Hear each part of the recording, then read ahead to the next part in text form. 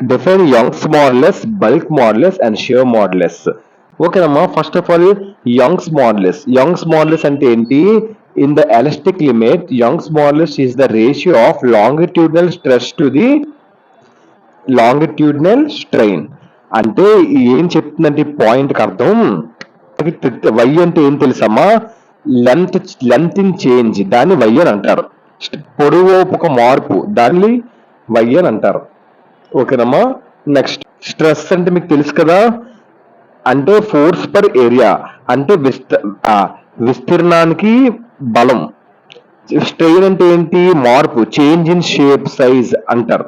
Volume అంటే space, ఎంత space occupy అయింది. వాల్యూమ్ అంటే స్పేస్, అలా గుర్తుపెట్టుకోండి. షేప్ అంటే ఏంటి? ఆబ్జెక్ట్ ఒక ఫామ్, ఆకారం. ఇదంతా కూడా వర్డ్స్. యంగ్ మాడ్యులస్ అంటే ఏంటి? In the elastic limit, Young's modulus అనేది is the ratio of longitudinal stress to longitudinal strain. అంటే దీనికి అర్థం, యంగ్స్ మాడ్యులస్ అంటే ఏం చెప్తుందంటే, ఇది బలం పెట్టినప్పుడు పదార్థం ఎంత లాగబడుతుందో చెప్తుంది. అదే యంగ్స్ మాడ్యులస్. ఓకేనమ్మా, డన్. అదే ratio of longitudinal strain to longitudinal stress to the longitudinal strain. ఓకేనమ్మా, డన్. సో వై అంటే ఆల్రెడీ మీకు చెప్పాను, ఏంటి? పొడవు ఒక మార్పు, లెంత్ చేంజ్, దాన్ని వై అని అంటారు. Next bulk modulus. Bulk modulus అంటే ఏంటి? అదే బల్క్, ఇది volume stress to volume strain. ఓకేనమ్మా, ఇది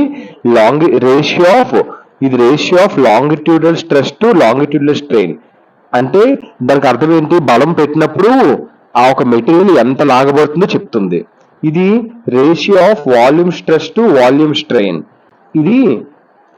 ఇది వాల్యూమ్ చేంజ్ అవ్వడం. అంటే ఇది ఏం చెప్తుందంటే, ఎంత వాల్యూమ్ అని చేంజ్ అవుతుంది ప్రెజర్ అప్లై చేస్తున్నప్పుడు. ఒక ప్రెజర్ అప్లై చేసినప్పుడు ఎంత వాల్యూమ్ అని చేంజ్ అవుతుంది. అదే ratio of volume stress is volume stress to volume strain. ఓకేనమ్మా, అది K equal to volume stress by volume strain. ఓకేనమ్మా, డన్. ఈ మీ వాల్యూస్ మీరు గుర్తుపెట్టుకోవాలి. సో K అంటే ఏంటి? Volume change. ఓకేనమ్మా. Y అంటే ఏంటి? Length change. ఓకేనమ్మా, అందుకే లెంత్ కాబట్టి longitudinal stress by longitudinal strain. K అంటే volume stress by volume strain.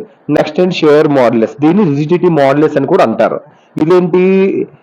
Rigidity modulus is the ratio of shear stress to shear strain. అంటే ఇది ఏం చెప్తుందంటే, పక్క వైపు బలం పెట్టినప్పుడు ఆకారం ఎంత మారుతుందో చెప్తుంది. ఓకేనమ్మా, దాన్ని ఏమంటారు? Shear stress by shear strain అంటారు.